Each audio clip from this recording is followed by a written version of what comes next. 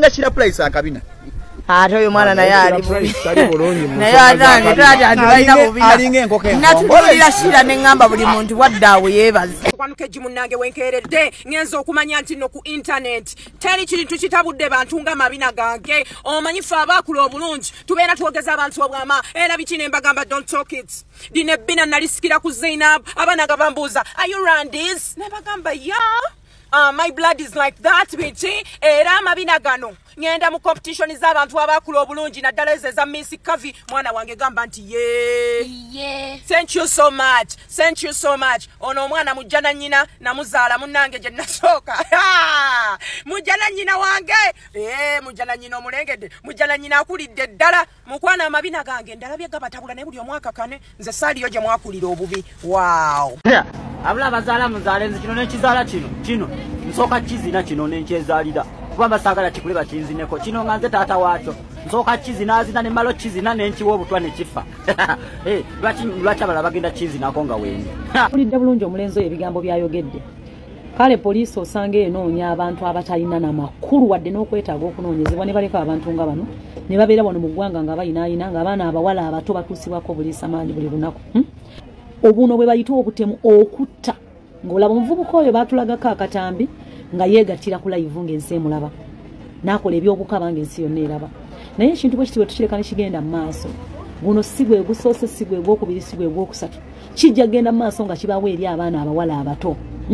Uganda Police omuvubuka ono anoonyezebwa abeeko ebibuuzo byabuuzibwa ebyokuddibwamu mulekerawo okutusibako abantu abaseegu abantu abatalina kiddako abantu abatalina nsi kubanga waliwo abantu ng'alaba ensi ye yakoma ffe tulina kuno abantu nga tubalabira ddala nabagamba abantu mmwe social media si bulamu wadde akati oba ntegeerekeka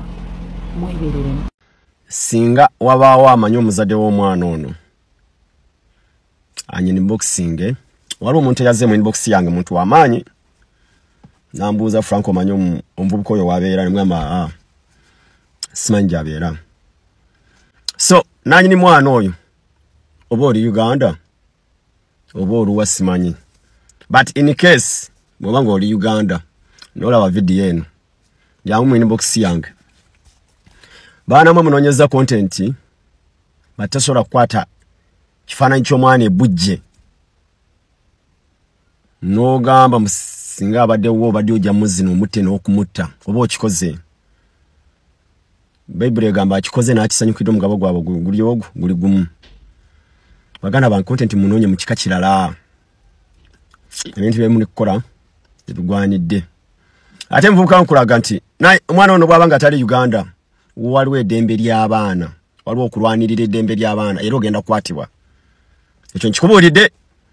ojja kukwatibwa Vuka gwe oyise wandukomye yuzi narabo ovuma Edikenzo narabo ovuma Simanyani nze njogera nga president wa TikTok temujja kusiuka mpisa nga mukosa omutimbagano gwa TikTok mwete mmanyi lwaki government yali yagala kugalawo TikTok zali yagenda ku TV nga mpoleza TikTok nengenda mu ICT bagita UCC zamanyi bye nayogerayo but basinziira ku bikolwa by'abantu nga bano mu abantu abatono nnyo temujja kuleetera government okunyiga oba ebitongole bya government okunyiga babaninge TikTok ina abantu bangi beyambye waliwo abaana abafuna ekyokulya ku TikTok waliwo abantu abatunda ebintu byanga bakozesa TikTok waliwo abayimbi ba upcoming abakozesa TikTok okutunda ennyimba zaabwe but ebitongole bya government bijja nyiga olw'abantu abatono nga bano tulina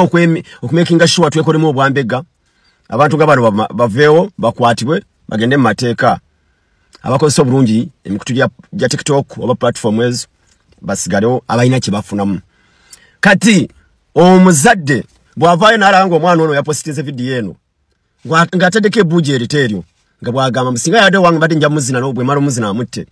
ogamba omuzadde oyo ajja kwagala TikTok agamba banaye ba TikTok abantu banaye TikTok entamye olw'ebikolwa nga bino so baganda bange ba TikTok kino kibagamba ng'omuntu atuddeko meeting eziwera nga presentingira ba TikTok oba nga mpuliriza abantu abye bateesa about TikTok njagala twekolemu omulimu amanyi omuzadde oyo waali nanyini mwana oyo antaginge mu mutaginga video eno ekyo kimu ekyokubiri ne bw'aba talabise muvubuka ogenda kukwata bwe tibana gambye Madubara nimugamba Madubara ne nsaba video yange bagitaginga mu bantu ba government bagitaginga mu house n'abalala n'okwatibwa so muvubuka ogenda kwatwa ku video ate ogende mu court owerembe n'emisango guys nze Frank anjogera ne munda bango omulalu obange yetumikiriza but byebine ebikorwa ebigendo okyayisa ebitongwe bya government TikTok bajibaninge naye nga tetunaba kutuukaawo twekolemu omulimu tujjewa abantu ab'ekika kino tosobola kukwata nze nabyo video nentya ninawe njisanze kupeji yankunda nesijimalaako nempitawo bade ndi omusajja nagifuadingira ku WhatsApp wamaanyi ali mu government ngamba Frank anonya mvubukoyo kumukwata nyamba aliwa so guys twekolemu omulimu twagaza abantu abakulu abovunanyizibwa platform ya TikTok banache mademba shaba tosobola kera n'okwata video ngeno giteka ku mukutugo esiyo yonna neraba naraba ovumayide kenzo ng'omuvuma buli kimu n'engamba bino biki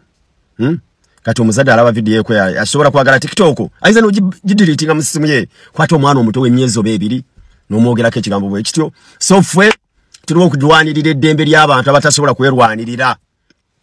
Franka n'abalala muveeyo tulwanirire omwana omuto oyo omuvubuka gwayogeddeko ekigambo ekyo